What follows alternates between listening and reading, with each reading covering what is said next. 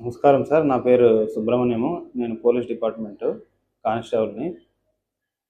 ఇంతకుముందు మా కూతురికి డెంగ్యూ ఫీవర్ వచ్చింటే అప్పుడు అడ్మిట్ అయినాం ఇక్కడ.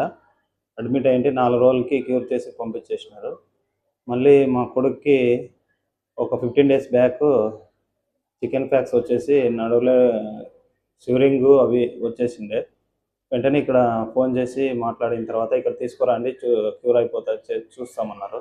వెంటనే నైట్ బయలుదేరి 2 గంటలకు వచ్చేసినాం ఇక్కడ నైటు. వచ్చేసిన తర్వాత మేడం గారు వెంటనే ఐసీయూకి షిఫ్ట్ చేసేసి ట్రీట్మెంట్ స్టార్ట్ చేసినారు. స్టార్ట్ చేసిన 8 రోజుల వరకు మంచిగా ట్రీట్మెంట్ చేసి 8 రోజుల తర్వాత డిశ్చార్జ్ చేసినారు. డిశ్చార్జ్ చేసిన తర్వాత ఒక 15 డేస్ తర్వాత ఓపీడీకి వచ్చేసి చెక్ చేపించుకోండి ఒకసారి చూస్తామన్నారు. వచ్చినాం ఈరోజు. మా అబ్బాయి ఇక్కడ హాస్పిటల్‌కి వచ్చినప్పటికి షివరింగు, చేతులు కాళ్ళు నడవలేకపోవడము, మాట రాకపోవడము ఆ విధంగా ఉండే. 8 రోజుల తర్వాత యథావిధిగా మళ్ళీ నడుస్తున్నాడు, మాట్లాడుతున్నాడు. అయితే ఎలాంటి ఇష్యూ లేదు. డాక్టర్ సింధూర మేడం గారికి మెడికవర్ హాస్పిటల్ థ్యాంక్స్ చెప్తున్నాను.